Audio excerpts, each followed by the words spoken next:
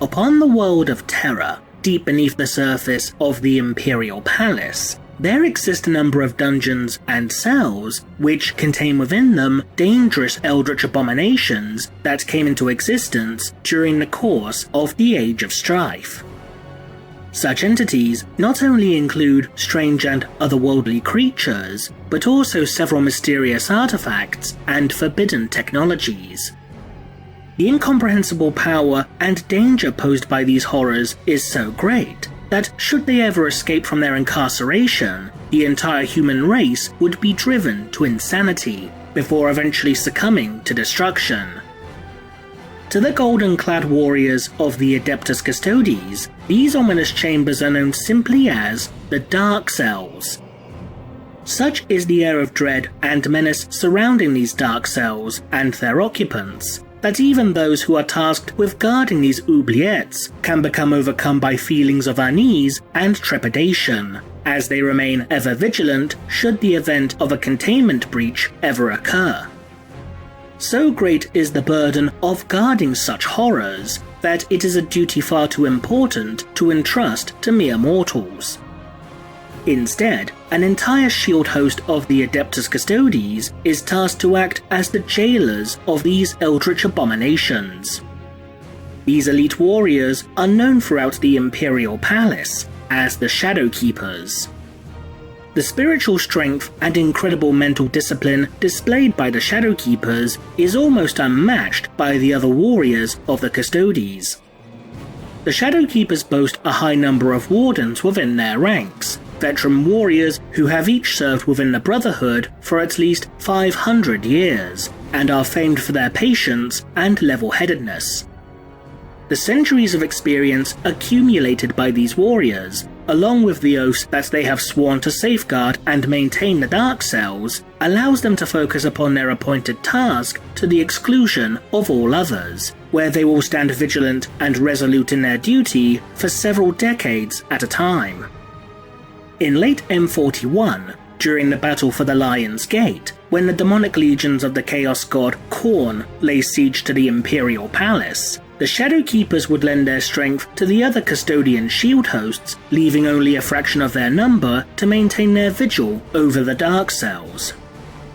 The Shadowkeepers would choose to abandon the battle, however, following the creation of the colossal warp rift known as the Cicatrix Maledictum, fearing that the Dark Cells may have been breached.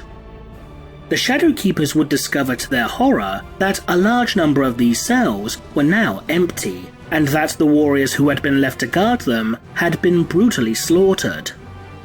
Since then, the Shadowkeepers have embarked upon numerous missions to recover those horrors that had escaped from their captivity, fearing what could happen should such eldritch abominations fall into the wrong hands. The Shadowkeepers would prove successful in recovering a number of these entities, including that of an ancient relic known as the Vexen Cage, which had somehow come to be in the possession of the shadowy organization known as the Cult of the Illuminated. Despite this, a large number of these horrors remain unaccounted for, and so the Shadowkeepers will continue in their hunt until each and every one of these entities is safely returned to the confines of the Dark Cells. Typically, such operations will be personally overseen by the shield captain of the host, who is seen as the most fearless and unrelenting warrior of all the Shadowkeepers. As befitting his specialist role, the shield captain of the Shadowkeepers is known by the unique title of Lockwarden.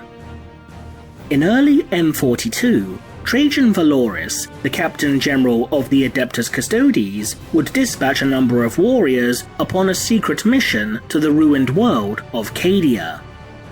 While the specific details regarding the purpose of this mission are unknown, even to the other custodians, what is known is that this particular force contains a large number of Shadowkeepers within their ranks. So what exactly could this mission to Cadia entail? The first and, admittedly, most likely possibility is that this task force was dispatched in order to capture and incarcerate an entity, similar to those that are currently imprisoned within the Dark Cells. Perhaps the destruction of Cadia had awakened or unleashed a previously unknown horror that had been imprisoned deep beneath the surface of the world, which was then free to go on a nigh unstoppable rampage, following the devastation left in the wake of Abaddon the Despoiler's 13th Black Crusade. Regardless whether such an entity was a monstrous creature or piece of forgotten technology, such as a potentially unknown example of artificial intelligence, the discovery of such an abomination would indeed require the Shadowkeepers being dispatched in order to safely capture and contain it. Alternatively, if such an entity was indeed discovered upon Cadia, then there is a distinct possibility that it may have been one created relatively recently.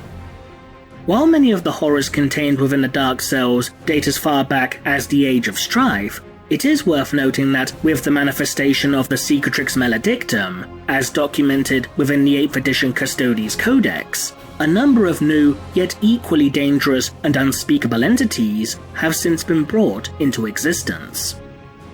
When Abaddon the Despoiler launched his assault upon Cadia, the forces under Abaddon's command were not solely comprised of traitor Legion Astartes or Chaos cultists, but also included a vast number of demonic entities, which had either been summoned from the depths of warp space or were anchored to the material realm by parasitically bonding to a host. Such examples of the latter would include possessed Chaos Space Marines and the semi-sentient constructs known as Demon Engines.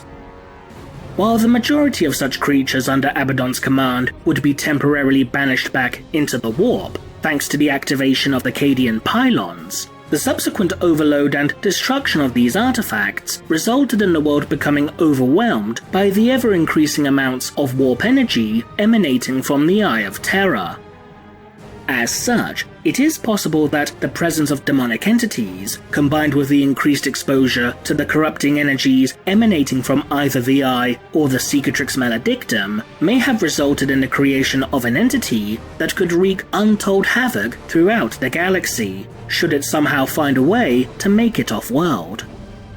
While it may initially seem strange for Trajan Valoris to assemble a task force whose members are drawn from a number of differing shield hosts in order to capture such an abomination, as opposed to sending a team entirely comprised of Shadowkeepers, it is worth noting that such events are not without precedent.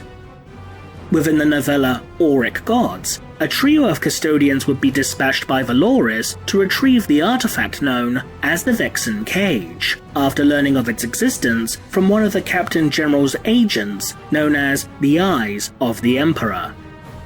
Out of this particular trio of warriors, only one of their number specifically belonged to the Shadowkeeper host. This as a result further supports the possibility that the reason as to why the Custodes were sent to Cadia was for the purpose of capturing such a horror for the Dark Cells.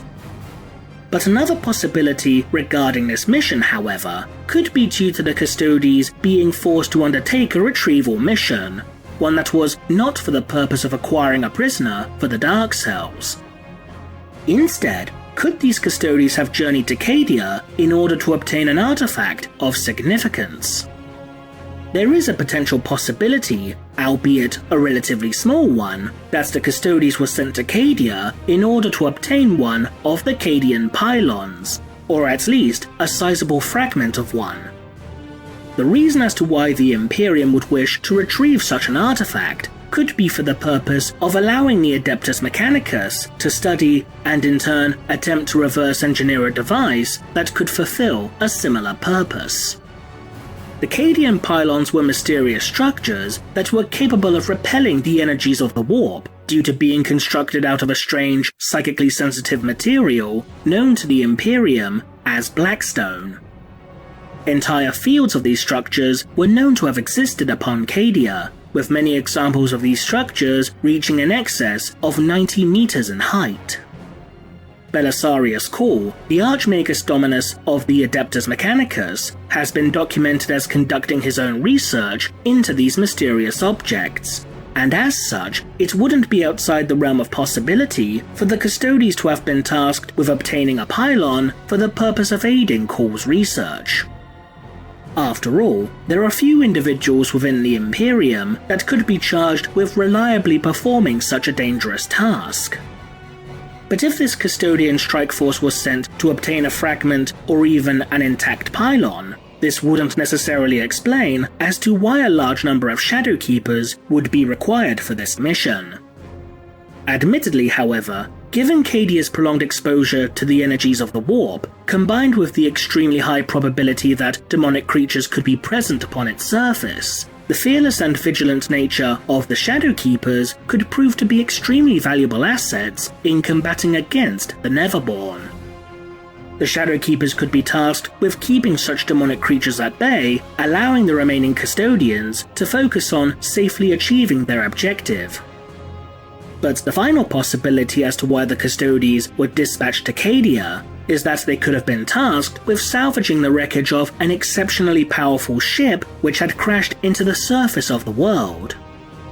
However, this particular ship would be no mere battlecruiser or frigate, but instead would be none other than the Will of Eternity, one of the legendary Blackstone fortresses. The Blackstone fortresses are ancient star forts of immense power and destructive potential, with the secrets behind their operation and construction being beyond the technological capabilities of any of the sentient races that currently exist within the galaxy.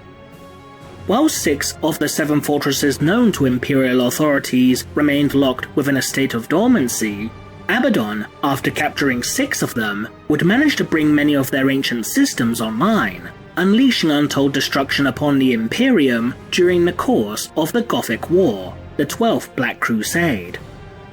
Of the 6 fortresses that came into Abaddon's possession, only 2 would remain intact following the Gothic War. The first, which had been dubbed as the Will of Eternity, would remain in Abaddon's control, while the second would be gifted to the Chaos Lord, Huron Blackheart. During the final hours of the Battle of Cadia, Abaddon, in an apparent act of spite against his foes, would deliberately crash his Blackstone fortress into the surface of the world.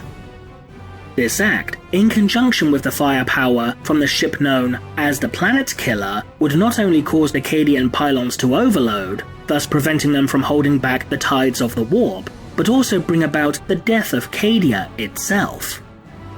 While it's not entirely clear how much, if any, of the Will of Eternity remains intact upon the planet's surface, it is reasonable to assume that at least some fragments of the fortress are salvageable. The countless examples of esoteric technologies and bizarre yet highly destructive weaponry contained within these fortresses make them a prime target for both treasure hunters and explorers who wish to uncover their secrets. Because of this, should knowledge of a ruined Blackstone fortress become widespread, this would in turn attract a large number of scavengers, Xenos, Imperial, and heretical alike, regardless of the dangers that may currently exist upon Cadia. As a result, this would increase the risk of dangerous examples of Xenos technology falling into the wrong hands, hence why the Custodes themselves could have been tasked with undertaking such a specific mission. The destructive capability of the Blackstone fortresses is well known, and even the salvaged remains of one could prove to be incredibly dangerous. Thankfully, the warriors of the Custodes are more than capable of fending off anyone or anything seeking to plunder the remains of a Blackstone fortress, as their combat prowess is all but unparalleled. After all, a single custodian is capable of combating against and even defeating multiple opponents at once. But until the Custodes return from their mission, should they ever return at all, the only thing that we can do is speculate. What do you think? Leave a comment below, and thanks for watching.